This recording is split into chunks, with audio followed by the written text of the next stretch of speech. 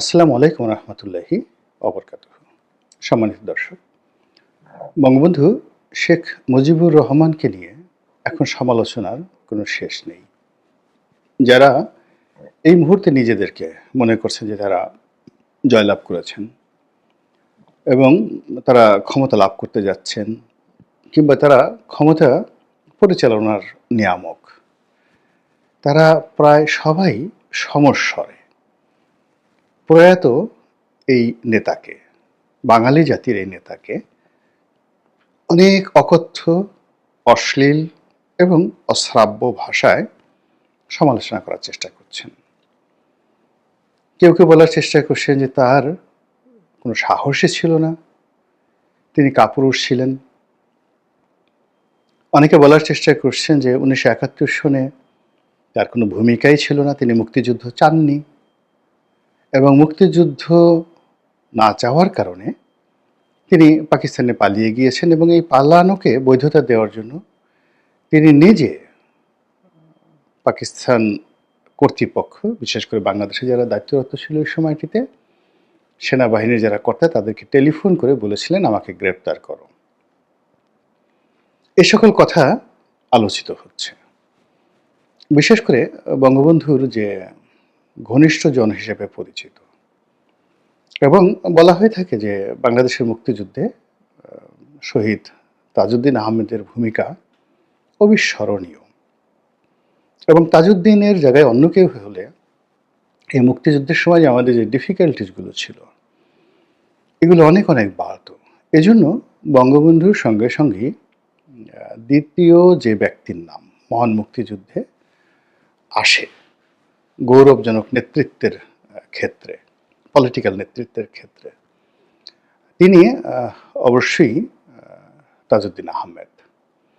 এখন সেই তাজউদ্দিন আহমেদ সাহেবের সন্তানেরা যে ভাষায় বঙ্গবন্ধুকে সমালোচনা করছেন, যেভাবে আওয়ামী লীগের সমালোচনা করছেন, এটি বলতে গেলে একজন ভদ্রলোকের, মানে সে জীবিত হন বা মৃত হন, এটি তাকে জ্বলন্ত চিতায় ফেলে দেওয়ার মতো ঘটনা। সব সহ্য করা যায়, কিন্তু প্রিয়জনের, আপনজনের, কাছের মানুষের যে সমালোচনা, এটি অনেকটা তীরের মতো হৃদয়ে বিধে। একথা সত্য যে স্বাধীন বাংলাদেশে তাজউদ্দিন সাহেবের অবদানকে আওয়ামী লীগ মূল্যায়ন করেননি। তাজউদ্দিন পরিবারের যে ভূমিকা বারবার প্রমাণিত হয়েছে, সেটাও মূল্যায়িত হয়নি। জহুরা তাজউদ্দিন যদি না থাকতেন ৭৫-এর পরে, আওয়ামী লীগের যে পুনর্জন্ম, এটি সম্ভব হতো কিনা এখন অনেকেই প্রশ্ন করেন। আবার তাজউদ্দিন সাহেব যদি না থাকতেন, সেক্ষেত্রে বঙ্গবন্ধু হয়ে ওঠা, বঙ্গবন্ধুর পক্ষে মুক্তিযুদ্ধ পরিচালনা করা এবং পুরো রাজনৈতিক নেতৃত্বকে বঙ্গবন্ধুমুখী করে রাখা, এর কারণ হলো বঙ্গবন্ধুর সমপর্যায়ের বড় বড় নেতা তখনও ছিলেন মুক্তিযুদ্ধের পক্ষে এবং বিপক্ষে। পুরো শক্তিটার যে পলিটিক্যাল যে থিওলজি বলা হয়, পলিটিক্যাল ধর্মতত্ত্ব, এটির মাস্টারমাইন্ড ছিলেন তাজউদ্দিন সাহেব। আজকে ধরুন ডক্টর মোহাম্মদ ইউনূসের সঙ্গে যদি তাজউদ্দিন সাহেবের মতো একজন প্রজ্ঞাবান লোক থাকতেন, তাহলে এই বিপ্লবের যে ফসল, এই ফসল অন্যদিকে যেত না। তো এনিওয়ে, তাজউদ্দিন সাহেব মহান মুক্তিযুদ্ধের সময় বঙ্গবন্ধুর জন্য যে কাজটি করেছেন, সেটি বঙ্গবন্ধু আসার পরে শেখ ফজলুল হক মনি, তারপরে খন্দকার মোশতাক আহমেদ, তারপর সিরাজুল আলম খান থেকে শুরু করে আরও অনেকের কারণে তাজউদ্দিনের সম্মান, মর্যাদা রাষ্ট্রীয়ভাবে বঙ্গবন্ধু সংরক্ষণ করতে পারেননি বা তাকে আশ্রয় দিতে পারেননি।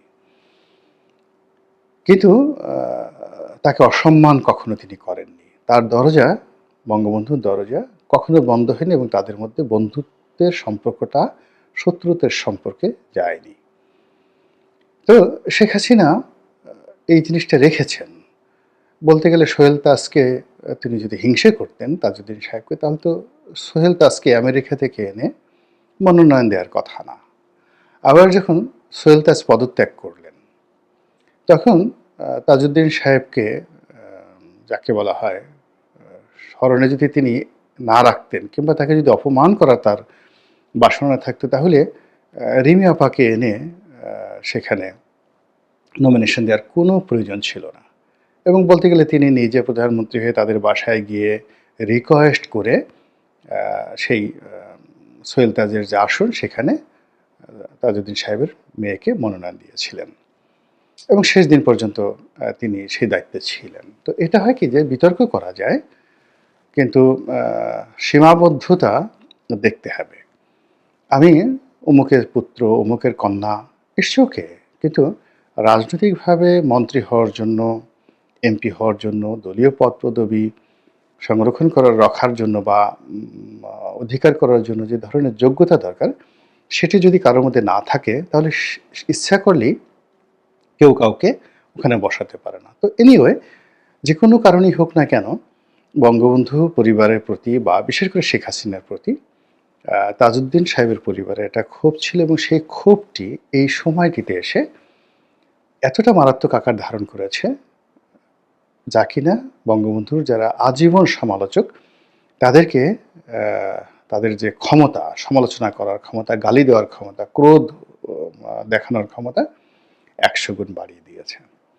তো আমার কাছে যে জিনিসটা মনে হয় সেটি হলো যে বঙ্গবন্ধু তার সারাটি জীবন তিনি যখন কলকাতাতে ছিলেন, তখন তার সাহস, মানে মুসলিম লীগ করতেন বা মুসলিম ছাত্রলীগ করতেন,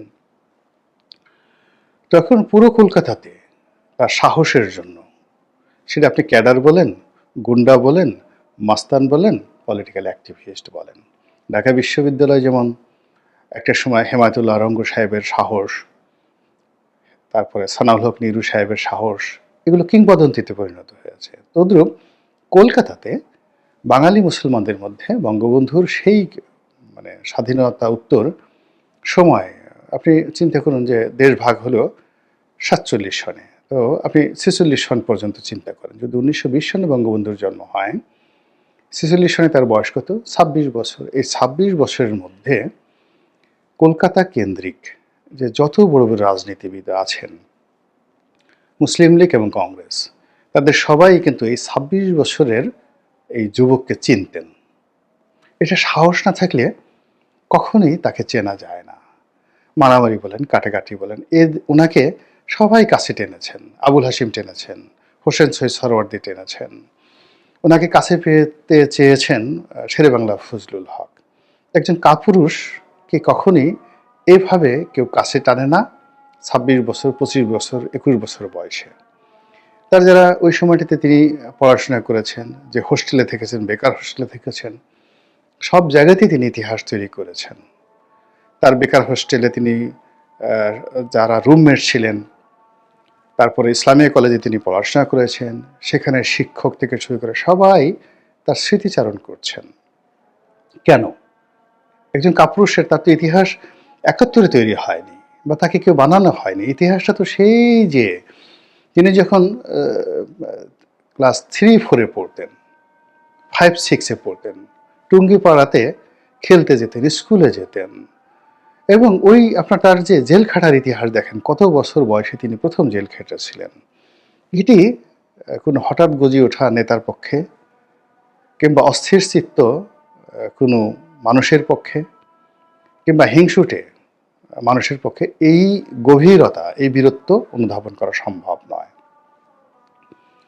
এরপর যখন পাকিস্তান জমানা শুরু হলো, তিনি যখন প্রথম 1954-এ তিনি যখন মন্ত্রী হলেন, তখন তার বয়স কত? 34 বছর। চিন্তা করুন, 34 বছর বয়স। তিনি যখন আওয়ামী লীগের সেক্রেটারি হলেন, তখন তার বয়স কত? আরও কম। 53 সনে যদি তিনি